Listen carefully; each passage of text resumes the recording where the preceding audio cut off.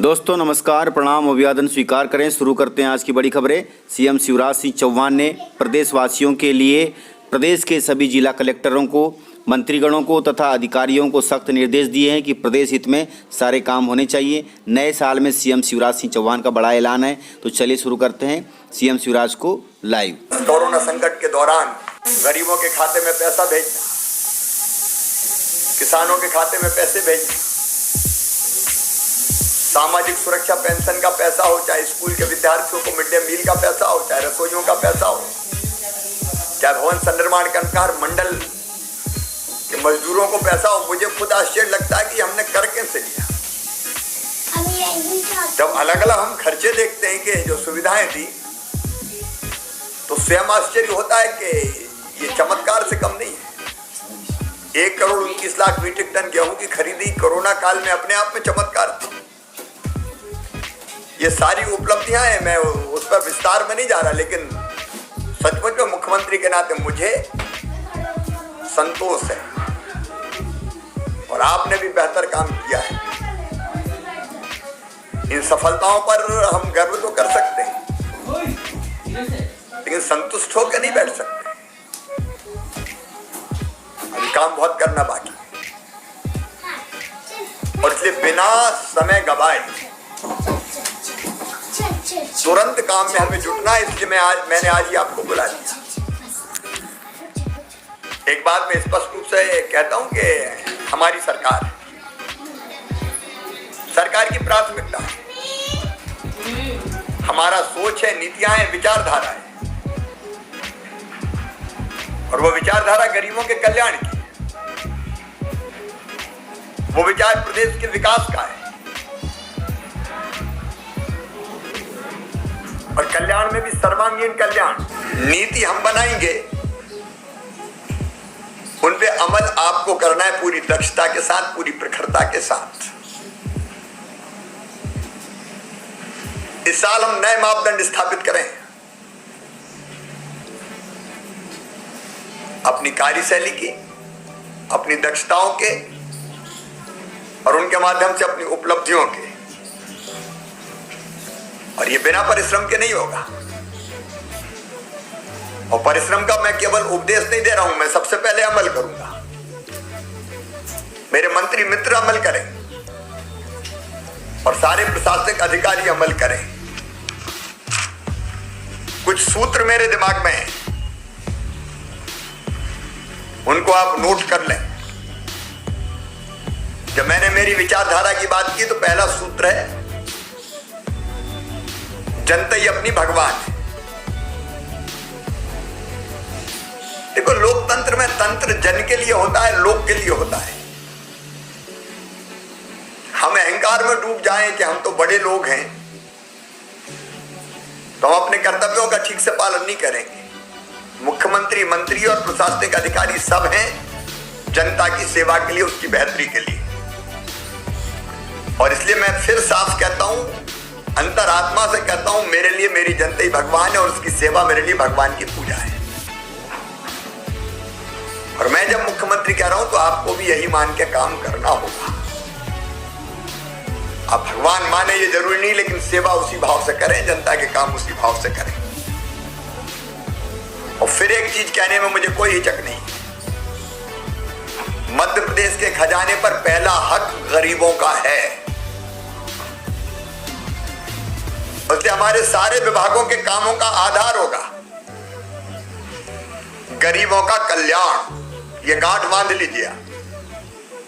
और ये सारे विभाग, मेरे मंत्री साथीगण और सब विभागों के जो प्रमुख हैं, वो ये तय कर लें कि उनके विभाग के माध्यम से गरीबों की सेवा कैसे बेहतर की जा सकती है।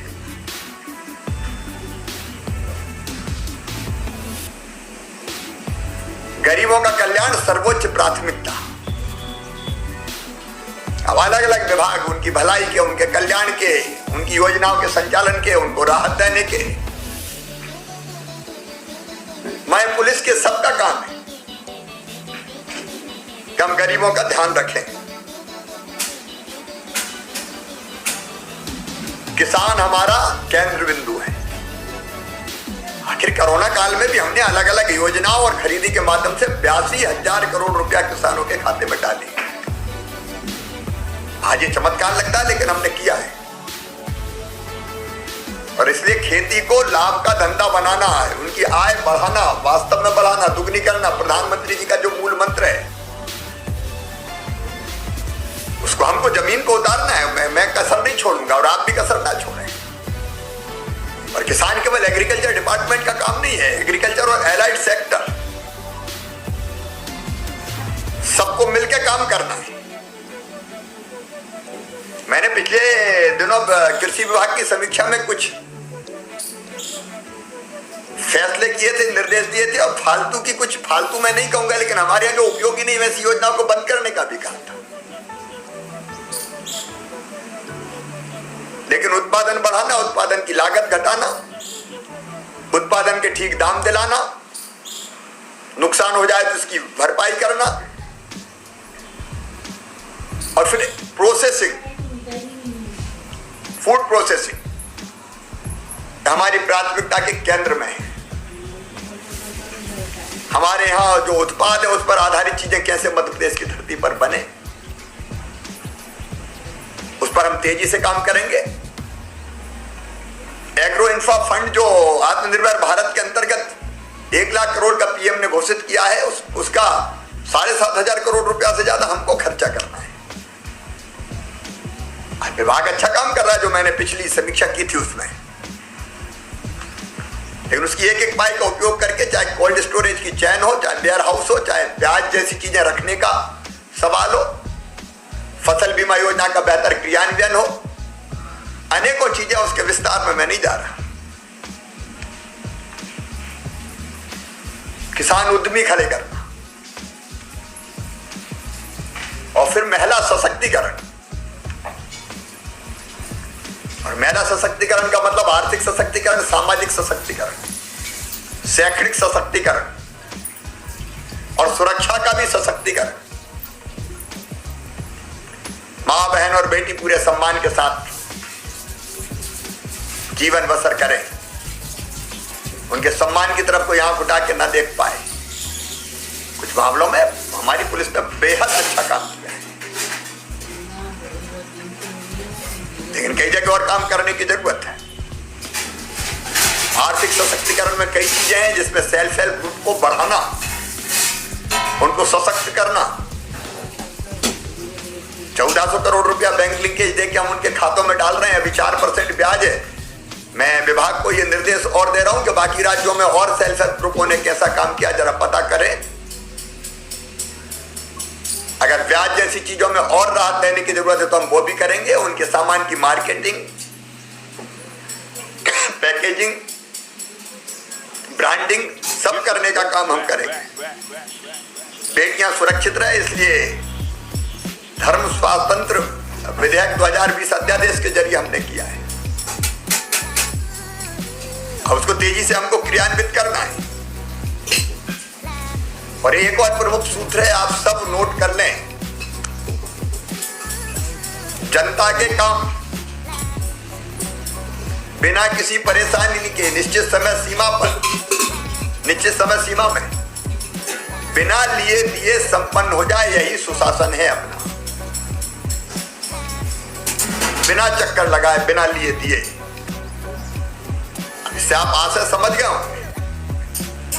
उसके लिए टेक्नोलॉजी का भी इस्तेमाल कर रहे हैं। रेवेन्यू डिपार्टमेंट ने कई बहुत अच्छे अनुकरणीय फैसले किए हैं टेक्नोलॉजी का इस्तेमाल करके। मैं उसके विस्तार में भी नहीं जा रहा, और इसकी मैं क्लोज मॉनिटरिंग करूंगा, आप भी करें। आपके विभाग के अंदर की जो सुविधा है वो कैसे बिना किसी गड़बड़ी के दी जा सकती है, मैं भी नजर रखूंगा, मेरे मंत्री नजर रखें। और मैं एक और विभाग को कहता हूं, विभागीय अफसरों को भी कहता हूं, फीडबैक का एक अफसरों के अलावा आपके पास एक सिस्टम होना चाहिए। क्योंकि आप अधीनस्थ से पूछेंगे तो वो तो कहेगा सब बढ़िया। जैसे हमने एक कॉल सेंटर बनाया सीएम हाउस में, आप फीडबैक लेने के लिए जनता से फीडबैक लीजिए कि सेवाओं की स्थिति क्या है, और उसके आधार पर आप आगे कार्रवाई करिए। जनता का फीडबैक सबसे बड़ा फीडबैक है। मैंने फीडबैक का एक और सिस्टम बनाया। पिछले दिनों मैंने दिन भर अपने विधायक साथियों से बातचीत की और उनसे मैंने फीडबैक लिया। अब जनता में किस योजना की क्या स्थिति है, विधायक बहुत बढ़िया फीडबैक दे सकती है। 24 घंटे उनके पीछे रहते हैं। जनता से फीडबैक, विधायकों से फीडबैक, जनप्रतिनिधियों से फीडबैक मिलता है। तीसरे एक फीडबैक और कॉन्ट्रैक्टर वगैरह जो है वो हमारे सहयोगी। ये मान लीजिए, ये नहीं है कि कॉन्ट्रैक्ट ले लिया तो फंस गया, अब घूमता फिरे। अब मैं उनके साथ भी संवाद करने वाला हूं। कई मामलों में वो, अब कॉन्ट्रैक्टर दो तरह के होते हैं, कोई निर्माण के कामों का और कोई रेत जैसी चीजों का। अब जो खजाने में पैसा दे रहा है उसका संरक्षण करना है हम। वो 17 तरह की दिक्कतों का सामना न करे। अवैध कुछ ना हो लेकिन वैध संरक्षण पूरा देना है। और कॉन्ट्रैक्टर हमारे निर्माण के काम भी करते हैं, तो समय पर उनका पेमेंट से लेके जितनी चीजें हैं वो सब ढंग से होनी चाहिए। काम की गुणवत्ता से समझौता नहीं। जनता से बेहतर फीडबैक कोई नहीं देता। वैसे अफसर की भी ड्यूटी है कि वो फीडबैक भी लें। मंत्री लीडर है, उनकी लीडरशिप में काम करना है। इसलिए तो मंत्रीगण भी फीडबैक लें और अफसर भी प्रयास करें फीडबैक लेने। प्रशासन जनता पर भरोसा करने वाला हो।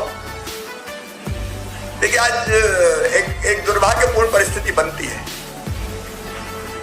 अगर किसी सभा में किसी अफसर के खिलाफ मैं कोई टिप्पणी कर दूं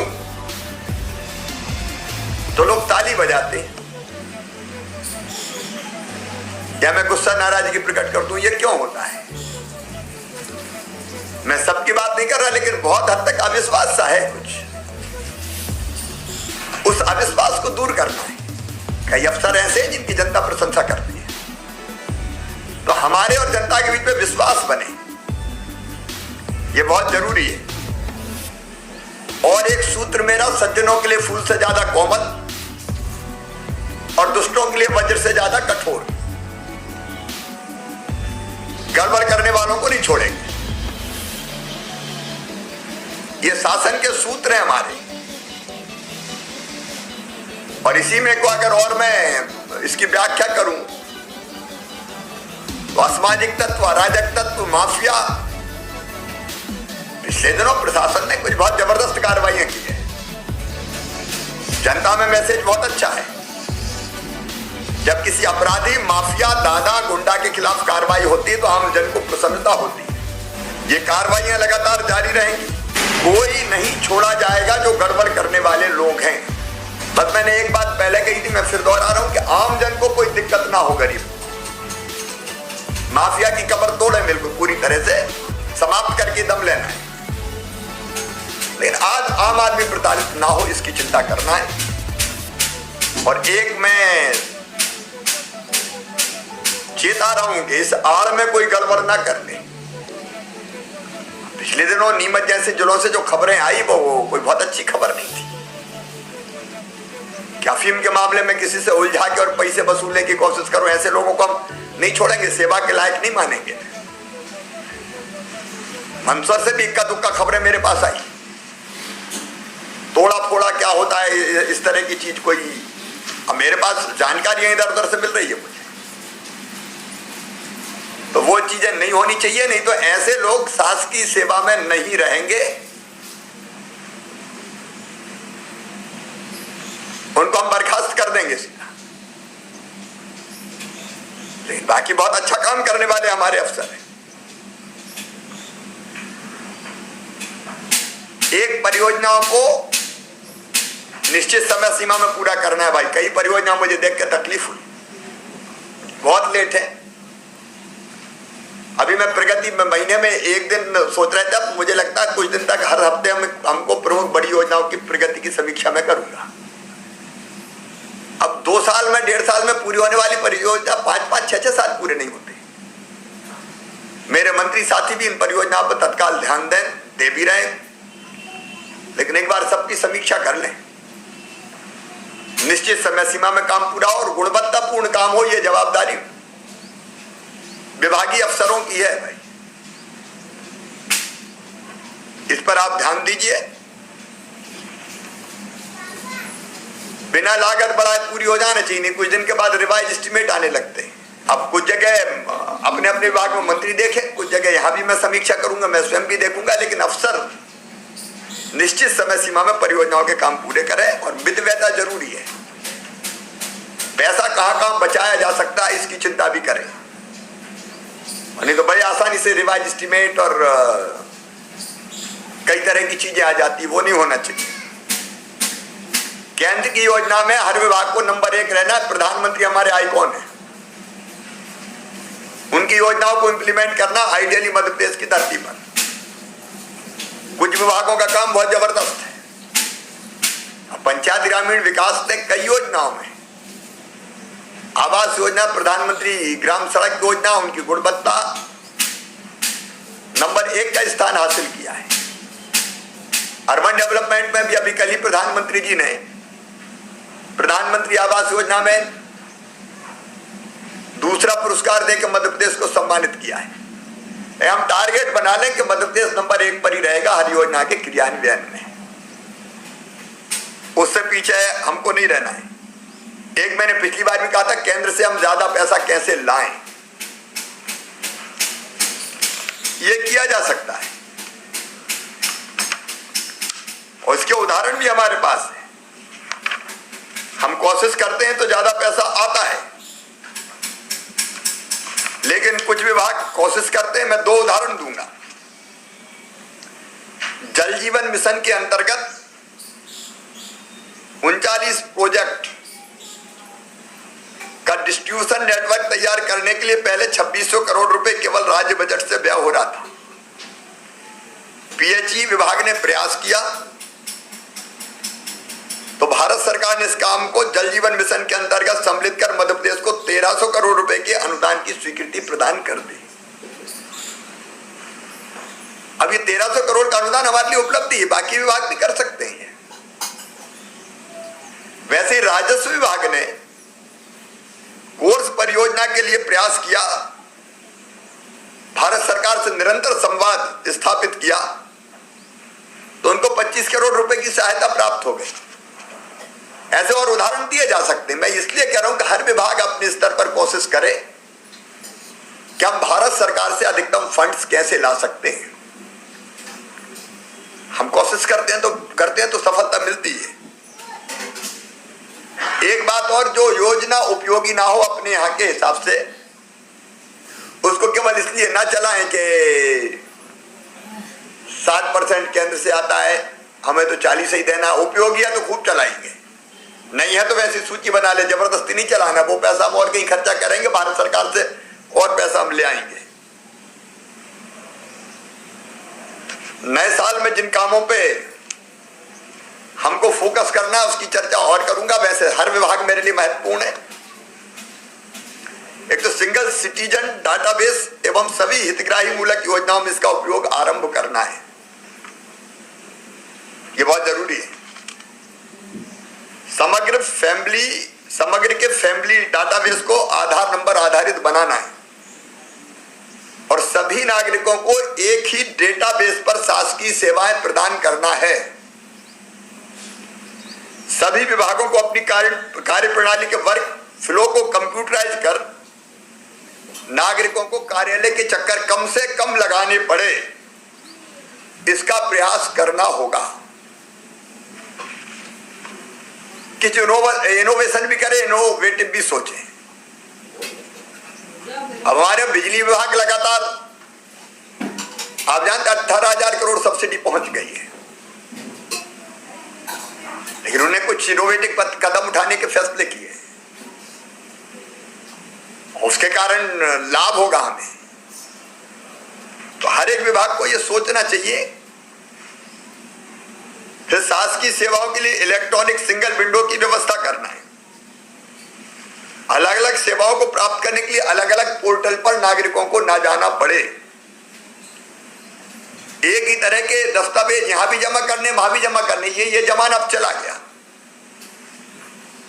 इसके स्थान पर सभी शासकीय सेवाओं के लिए एक सिंगल पोर्टल निर्माण की दिशा में काम करना है। एक पोर्टल से सारी सेवाएं उनको मिल जाए। उस दिशा में हर विभाग को काम करना है। यहां से हम काम कर रहे हैं। एक चीज और सुशासन की दृष्टि से मैं कहूंगा, समाधान ऑनलाइन में हमने महसूस किया कि हितग्राही को राशि तो स्वीकृत हो गई लेकिन मिली नहीं। अब जब कुछ मामले मुझे ऐसे मिले तो और भी होंगे। कई दिनों तक, साल 6 महीने तक राशि वितरित नहीं होती। अब ये मैं चलने नहीं दूंगा और ऐसे मामले आए तो बहुत गंभीरता से निपटूंगा मैं।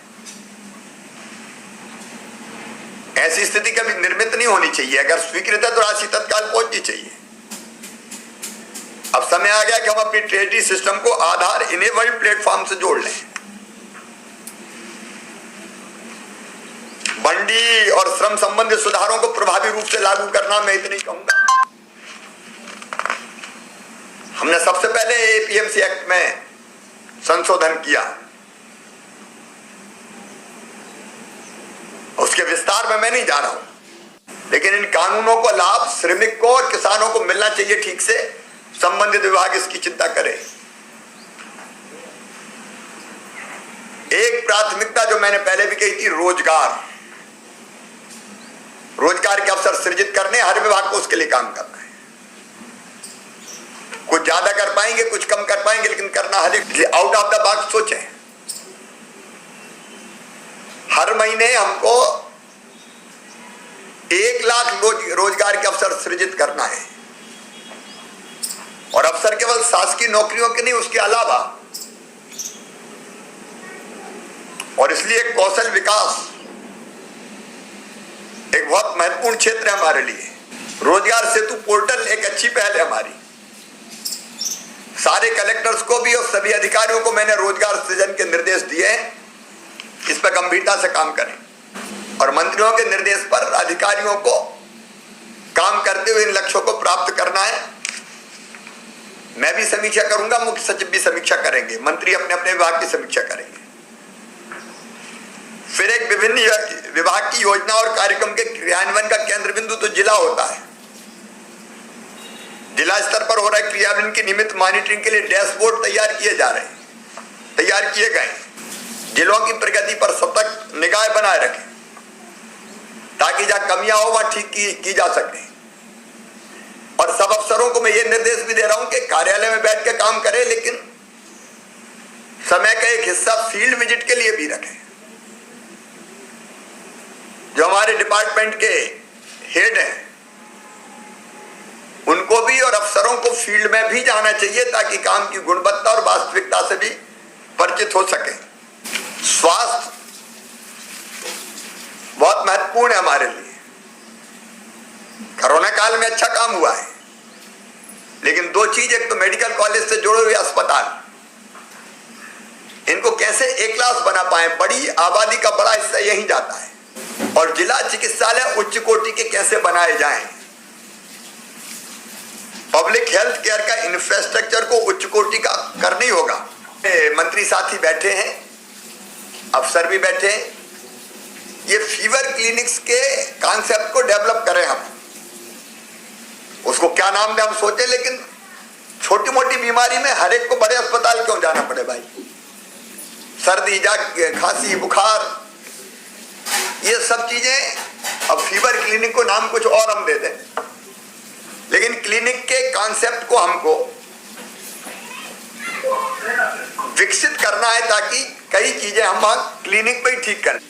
ये हमारे ऐसे केंद्र बन जाएंगे कि इनके पेशेंट को अस्पताल में फिर नहीं आना, क्लिनिक पे काम चल जाएगा। वैसे ही शिक्षा में, स्कूल शिक्षा, देखिए मैं कई बार सोचता हूँ 20,000 करोड़ रुपया से ज्यादा हर साल हमारे शिक्षकों की सैलरी है। सैलरी अच्छी देनी चाहिए, उसमें आपत्ति नहीं है, लेकिन उसके मुकाबले शिक्षा की गुणवत्ता अगर वो देखते हैं तो मन में तकलीफ होती है। इसलिए प्राइमरी स्कूल हो, मिडिल स्कूल हो, हाई स्कूल हो या +2 के स्कूल हो, अब टारगेट फिक्स करना है। मैंने समीक्षा भी की है, मैं विस्तार पे नहीं जाऊंगा। इन स्कूलों को हर हालत में ठीक करना है।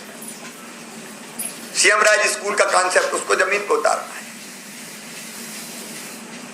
20-25 किलोमीटर के दायरे में एक बेहतर स्कूल हो, जहां हजारों विद्यार्थी पढ़े, बसों से आए जाएं, उसको जमीन को उतारना है। शिक्षक कैसे मिशन मोड पे, हमारा भी दोष है। क्या सरकार ने मिशन भावना पैदा करने की कोशिश की है? कैसे हमारे अध्यापक शिक्षक मिशन मोड पे काम करें? उनका डर और उनके प्रति आदर दोनों कैसे विकसित हो, ये भी सोचना पड़ेगा हमको। और वैसे ही उच्च शिक्षा में केवल A++ एक ही यूनिवर्सिटी है हमारी, अहिल्या देवी यूनिवर्सिटी इंदौर। उच्च शिक्षा विभाग को मैंने टारगेट दिए हैं, उच्च शिक्षा के स्तर को भी और स्किल डेवलपमेंट के काम को भी, ITI से लेकर बाकी सब। ये कौशल विकास की दृष्टि से बहुत महत्वपूर्ण है। इंक्यूबेशन सेंटर हो चाहे स्टार्टअप जैसे प्रयोग हो, इन पर और ज्यादा ध्यान देने की जरूरत है। और एक काम जो विशेष रूप से GAD को करना है, प्रशासनिक अकादमी को उच्च स्तर का प्रशिक्षण संस्थान बनाने की जरूरत है। अफसर और कर्मचारियों का रेगुलर प्रशिक्षण जरूरी है। बदलते हुए समय में बदलती हुई टेक्नोलॉजी और आवश्यकताओं के हिसाब से ट्रेंड हमारे कर्मचारी हों। नए विचार, नई सोच, अधोसंरचना बनाना भी, लेकिन रखरखाव भी बहुत जरूरी। एक साल बनी, दूसरे साल कांच टूटे पड़े, बरसों तक पुताई नहीं हो रही, बदरंग दिख रहा है। तो सारे डिपार्टमेंट्स जिनकी जवाबदारी है, या PWD, PIU या और संबंधित विभाग, इस पर ध्यान दें। तो इस प्रकार से जानकारियाँ थी। यदि आपको जानकारियाँ पसंद आई हो तो वीडियो को लाइक जरूर करिएगा और इसी प्रकार की खबरों के लिए आप चैनल को सब्सक्राइब कर लें तथा नेक्स्ट वीडियो के लिए बेल आइकन पर क्लिक कर दें ताकि अगला वीडियो आपको शीघ्रता से मिले। इसी प्रकार की खबरें आप वेबसाइट पर भी देख सकते हैं। वेबसाइट है kisanKhabar.in। जरूर देखिएगा, वीडियो को पूरा देखिएगा। यदि आपने वीडियो पूरा देखा है तो उसके लिए बहुत बहुत धन्यवाद। वीडियो को ज़्यादा से ज़्यादा अपने दोस्तों में शेयर करें, चाहे वो व्हाट्सएप हो या फिर फेसबुक पर, ताकि वे भी जानकारियों से अपडेट रहें और जानकारियों का लाभ ले सकें। तो आज की वीडियो में इतना ही। मिलते हैं सर अगली वीडियो के साथ, तब तक के लिए जय हिंद, जय भारत।